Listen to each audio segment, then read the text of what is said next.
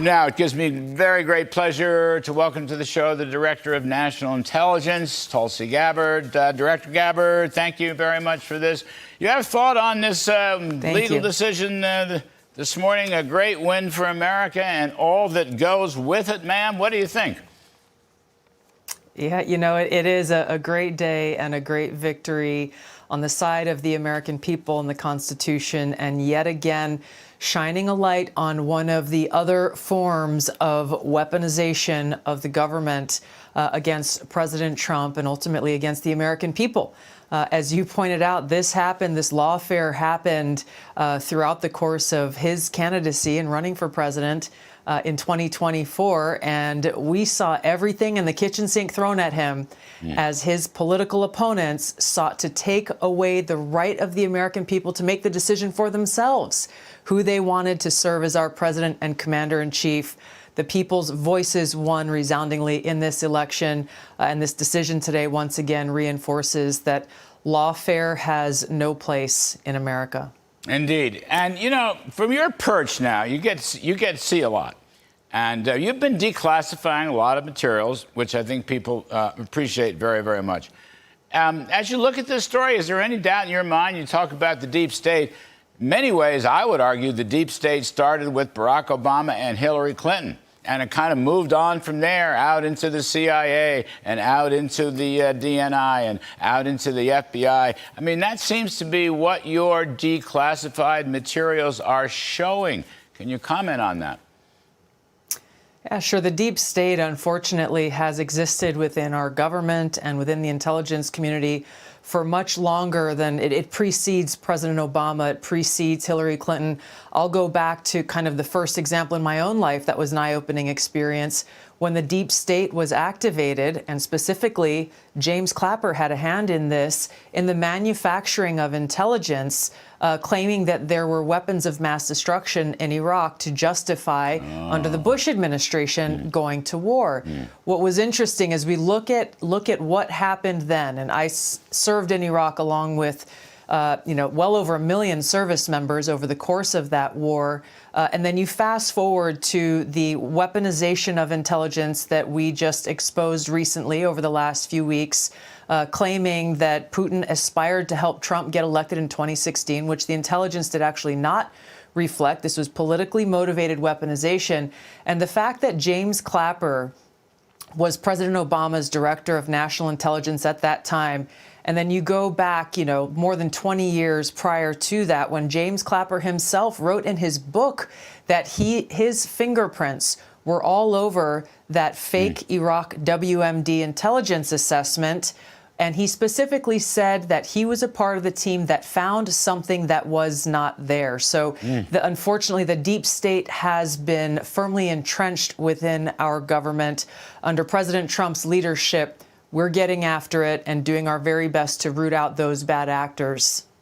I want to come back to that, rooting out the bad actors. But, you mentioned that Clapper talking about something that wasn't there. Let me just play a quick clip.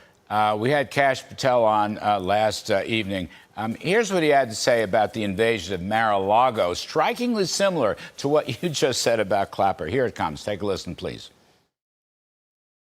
Creating a crime where one did not exist. The answer has been definitive. There was no crime. There was no predicate to go and invade Donald Trump's home. Working backwards from that point, we are going to hold people accountable who weaponized that system of justice for the following reason. It was completely false. It was completely unconstitutional pursuant to our judicial courts. Director Tulsi Gabbard, it's interesting. That was his. I asked him what the FBI was doing in Mar-a-Lago. And he said creating a crime where none existed. You made a strikingly similar comment about Clapper. I think that's really something. And I think to some extent that's what all these stories are all about. You have a political bias. It's anti-Trump, okay? It can be anti-Republican. I don't know. But the political biases of the deep state, they're creating crimes that didn't exist all across the board. But unfortunately for them, they're getting called on it. It's all coming to the surface, and it was all nonsense. That's what you're showing. You're cutting what? 40% of your staff you're cutting down. You just knocked out 37 people, they're national security people. You're getting rid of it. It sounds like you're getting rid of it. Yes, this is first an important step that we took yesterday in announcing what I've called ODNI 2.0. This organization that I lead was created in the wake of the egregious intelligence failures around the Islamist terrorist attack on 9/11. It was created around recognizing in hindsight what happened with that manufactured intelligence of Iraq WMDs under President Bush in order to have an oversight element across the intelligence community that roots out that politicization, that ensures that the intelligence that's being collected is being integrated. The left hand is talking to the right hand, and ultimately that the President of the United States is getting intelligence products that are timely, that are relevant, and that are apolitical and objective. So what I found in my organization that I'm leading currently was that there were a lot of pockets where the deep state actors were very entrenched and were politicizing their centers or their positions either against the American people, using their authorities to force censorship on Americans, for example, under the Biden administration, who dissented with Biden's policies, or those who essentially were in positions where they're creating intelligence products and inserting their own partisan political opinions and views in the intelligence documents. It's very simple. The mandate the intelligence community has is to find the truth and to tell the truth. We see in too many cases, not only in ODNI, but across the intelligence community, that is not the case. Director Gabbard, do you think that you will be able to say after a certain point in office, certain time in office, that you got rid of all those people in the so-called deep state in the intelligence world who schemed against Donald Trump with respect to Obama and Hillary and Russiagate and all the hoaxes and the invasion of Mar-a-Lago? I know you're paring back their security clearances. I know you're cutting back on staff. Do you think you'll be able to say at some point you got rid of all of them? Well, Larry, I'm not at all naive to, again, what we just talked about, how deeply entrenched the deep state actors are. And when we talk about the deep state actors, it's a term that's commonly used. Maybe folks don't always know who or what we're referring to. What I'm referring to are those who sit within our government, yes, within the intelligence community, but I can tell you as I speak to my colleagues in the Department of Justice and the FBI and these other agencies, there are deep state actors across the federal government, and they are people who, like Vindman, for example, who believe that their actions, their views are more important than those of elected leaders, duly elected by the American people, like the President of the United States. These are dangerous people because they believe their views and opinions supersede the United States Constitution that they all swear an oath to uphold, to support, and defend, and that their views and opinions supersede those, again, who are elected by the American people, specifically the President of the United States. So I'm going to do my very best every day that I have the privilege of serving our country in this role under President Trump's leadership to root out those bad actors and to try to bring about that institutional change so that this is not something that the American people are continually faced with.